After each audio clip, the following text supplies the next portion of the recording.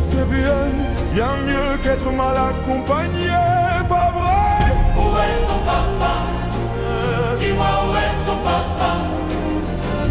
ከገጠር እርሻ መካከል የነበረችው አንዲት ወጣት ዛሬ ግን የብዙዎችን ሰዎች የሳበች የሞዴሊንግ ዓለም ተስፋ ሆናለች። አንድ ቀን በቀላል ምስል የጀመረው ነገር ግን የአንዲትን ወጣት ሕይወት ሙሉ በሙሉ ሊቀይር ችሏል። ከገጠር ሕይወት ወደ አዲስ አበባ፣ ከእርሻ ሥራ ወደ ፋሽንና ሞዴሊንግ ዓለም፣ ይህ የኤልሳቤጥ ደስታ የማይታሰብ የሕይወት ጉዞ ነው። ነገር ግን ከነዚህ በስተጀርባ ያለው እውነተኛ ታሪክ ምንድነው? እንዴት ነበር ይህች ወጣት ከማይታወቀው ቦታ ተነሳ የብዙዎችን ትኩረት ያገኘችው? ዛሬ በዚህ ቪዲዮም የኤልሳቤጥ ደስታን የመጀመሪያ የሕይወት ገጽታዋን ጀምሮ እስከ አዲሱ የሞዴሊንግ ጉዞዋ ድረስም እንዘረዝራለን። ከገጠር እርሻ የተነሳችው አንዲት ወጣት በአጭር ጊዜ ውስጥም ብዙዎች ሰዎችንም ትኩረት ሳበች። በተፈጥሯዊ ቦቷ በልዩ ገጽታዋና በራሷ ላይ ባላት እምነትም ከገጠር ሕይወቷ ወደ አዲስ የህልም ዓለም መንገዷንም ጀመረች። ይህች ወጣትም ኤልሳቤጥ ደስታ ትባላለች። አንድ ቀን በገጠር አካባቢ በተነሳችው ምስል ምክንያትም ብዙዎች ሊያውቋት ጀመሩ። ያቺ ትንሽ አጋጣሚ ግን ለሷ የአዲስ ሕይወት መክፈቻ ሆነች። ከቀላል የገጠር ሕይወት ወደ ፋሽንና ሞዴሊንግ ዓለም የተደረገው ረጅሙ ጉዞ። ነገር ግን ከጀርባው ያለው ታሪክ ምንድነው?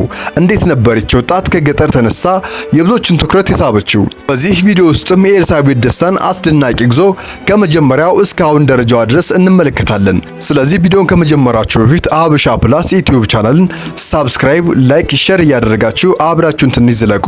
ኤልሳቤጥ ደስታ የጀመረው ጉዞ ከትልቅ ከተማ ወይም ከታዋቂ ቦታ አልነበረም። መነሻዋ ከገጠር አካባቢ ነበር። በዚያም ቀላልና ተፈጥሯዊ ሕይወት ውስጥም ያደገችው ኤልሳቤጥ ደስታ እንደ ሌሎቹ የገጠር ልጆችም ቀኗን በትጋትና በተለመደ ኑሮም ልታሳልፍ ነበር። ነገር ግን በውስጧ የተደበቀው ልዩ ባህሪም ነበራት። በተፈጥሯዊ ገጽታዋ በልዩ መልኳና በራሷ ላይ ባላት እምነትም ከሌሎችም ትለይ ነበር። ብዙ ጊዜም ትልቅ ችሎታ ያላቸው ሰዎችም የማይታወቅ ቦታም ይኖራሉ። እድል እስኪመጣም ድረስ ያላቸውን ብቃት ተደብቆም ሊቆይ ይችላል። ኤልሳቤጥም እንዲሁ ነበረች። ማንም ሳያውቃት በቀላሉ ሕይወት ውስጥም ብትኖርም ወደፊት ብዙዎች ግን የሚያወሩላት ሰው ለመሆንም የሚያስችላት ነገርም በውስጧ ነበር። የሰው ሕይወትም አንዳንድ ጊዜ በማይጠበቅ መንገድም ሊቀየር ይችላል። የአንድ ቀን የሚመጣ እድልም የዓመታት ሕይወታችንን ሊለውጥም ይችላል። ያ እድልም በኤልሳቤጥ ደስታ መጣ። እናም የማይታወቅም የገጠር ልጅ ወደ ብዙዎችም እይታ መግባትም ጀመረች። አንዳንድ ጊዜ በሕይወታችን ውስጥም ትንሽ የሚመስል አጋጣሚ ትልቅ ለውጥን ሊያመጣም ይችላል። ለኤልሳቤጥ ደስታም እንዲሁ ያለ አጋጣሚ ተፈጠረ። በገጠር አካባቢ የተነሱ ምስሎችን በማህበራዊ ሚዲያም መሰራጨት ጀመሩ።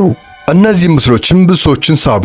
ሰዎችም ያዩት ተፈጥሯዊ ቦታዋን ብቻም አልነበረም፣ በቀጽታዋና የምታሳየው ልዩ ቀላልና የራስ መተማመኗንም አስተዋሉ።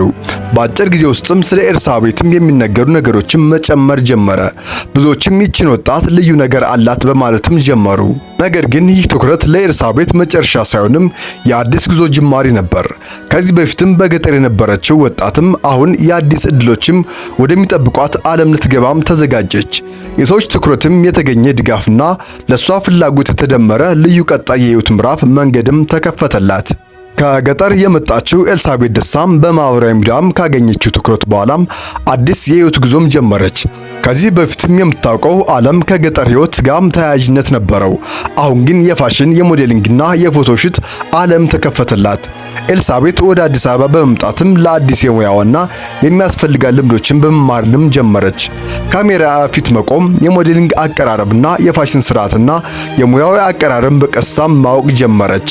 በመጀመሪያ ጊዜ ለሷ ብዙ ነገሮች አዲስ ነበሩ። አዲስ አካባቢ፣ አዲስ ሰዎችና አዲስ የሥራ ሁኔታ መልመድ አያስፈልጋት ነበር። ነገር ግን ኤልሳቤጥም ያገኘችውን እድል በጥንቃቄ ተቀበለች። ውበት ብቻ ለስኬት እንደማይበቃም ለመረዳትም ራሷን ለማሻሻልም መስራት ጀመረች። ይህ የጀመረው ጉዞም ወደፊት ምን እንደሚመጣላት ማንም ሙሉ በሙሉ ሊያውቅ አይችልም። ነገር ግን አንዳንድ ነገር ግልጽ ነበረ። ኤልሳቤጥ የራሷን ታሪክ መጻፍ ጀመረች። ኤልሳቤጥ ደስታ ወደ ሞዴሊንግ ዓለም ስትገባ የገባችው አዲስ ዓለም ብዙ ነገሮችን እንድትማርም ጠይቃት። በፊት ተፈጥሯዊ መካከል የኖረችው ወጣት አሁን ደግሞ ካሜራ ፊት ራሷን ማቅረብ፣ የሞዴሊንግ ስልቶችን መማርና ሙያዊ አቀራረብ ማዳበርም ጀመረች። ብዙ ሰዎች ሞዴሊንግ በውበት ብቻም ይመለከቱታል። ነገር ግን ከጀርባው ትጋት፣ ልምምድና ትዕግስትን ያስፈልጋል። ኤልሳቤጥ ይህንን ለመርዳት ያላት ተፈጥሯዊ ችሎታ በሙያ ማሳደግ መስራት ጀመረች።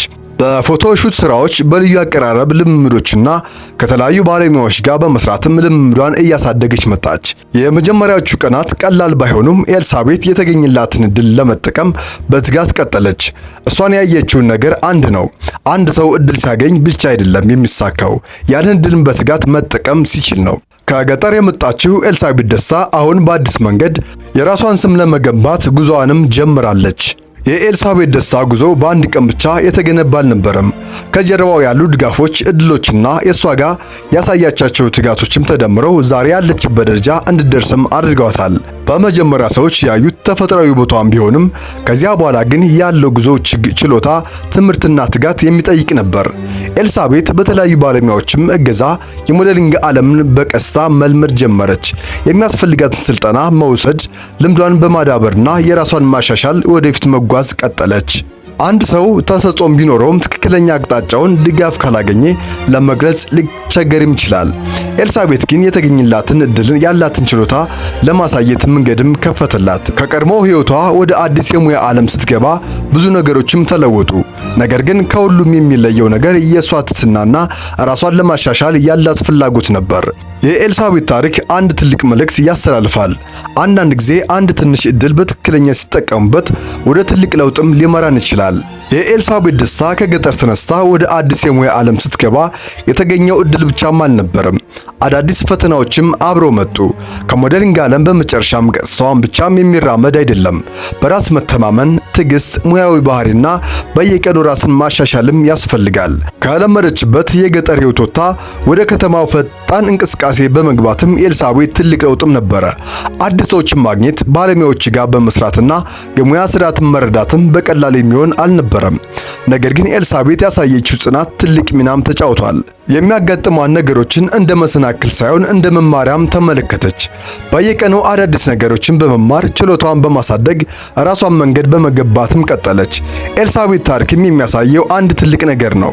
ስኬት የሚመጣው እድል ሲገኝ ብቻ ሳይሆን ያንን እድል ለመጠቀም የሚደረግ ጥረት ሲኖር ነው። ከገጠር የተጀመረው ጉዞ ወደ ትልቅ ህልምም እየተቀየረም ይገኛል። ኤልሳቤጥ ደስታ የምትጓዘው መንገድም የግል ስኬት ብቻ አይደለም። የኢትዮጵያ የውበት የባህልና ልዩ ማንነት ለማሳየት የምትፈልግበት ጉዞ ነው። በዓለም አቀፍ የፋሽን ዓለም ውስጥም የሚያስፈልገው ውበት ብቻ አይደለም። አንድ ሞዴል የሚወክል ባህል፣ ታሪክና መልእክትም ትልቅ ዋጋ አለው። ኤልሳቤጥን በምትሰራቸው ስራዎችም የኢትዮጵያዊነቷን ልዩ ለማሳየትም ትጥራለች። ተፈጥሯዊ ገጽታዋን ከባህላዊ እሴት ጋር በማጣጣም ልዩ መልእክትን ለማስተላለፍም ትፈልጋለች።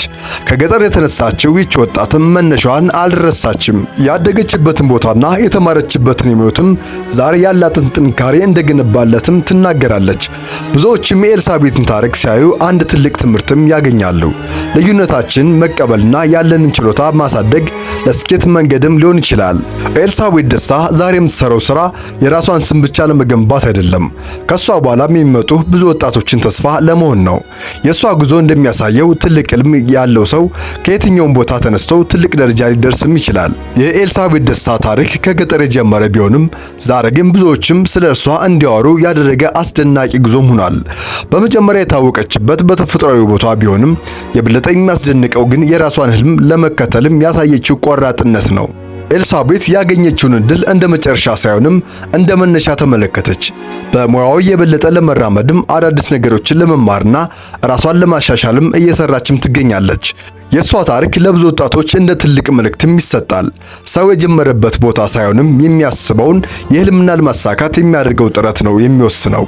ከእርሻ ስራ ወደ ሞዴሊንግ ዓለም የደረሰችው ኤልሳቤጥ ደስታ አንድ አጋጣሚና ትክክለኛ ጥረት የሰውን ህይወትም እንዴት ሊቀይር እንደሚችልም ማሳያ ሆና ትገለጻለች።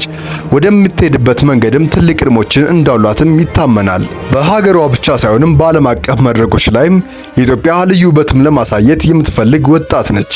ይህ የኤልሳቤጥ ደስታ ታሪክ ገና ጅማሮ እንጂ መጨረሻ አይደለም። ውድ ተመልካቾቻችን ይህ ነበር ከገጠር ህይወት ተነስታ ወደ አዲስ ህልም የተጓዘችው የኤልሳቤጥ ደስታ አስደናቂ ታሪክ። የሷ ጉዞ የምንማርበት አንድ ትልቅ ነገር አለ። ድል የሚመጣው ለሁሉም ሰው ሊሆን ይችላል። ነገር ግን ያንን እድል በትጋትና በእምነት መጠቀም ነው የስኬት የሚመጣው። ከዚህ ታሪክ ምን ተማራችሁ? አስተያየታችሁን በኮሜንት አሳውቅን። ይህንን አይነት አነቃቂ ታሪኮች ለማግኘት ቻናላችን ሳብስክራይብ እያደረጋችሁ ቪዲዮን ላይክ፣ ሼር በማድረግ አበረታቱን። በሌላ ከዚህ የተሻለ እርሰ ጉዳይ እስከምንገናኝ በያላችሁበት የዓለም ዳርቻ ሁሉ ሰላማችሁ ብዝት ይበልን። ቸር ቆዩ።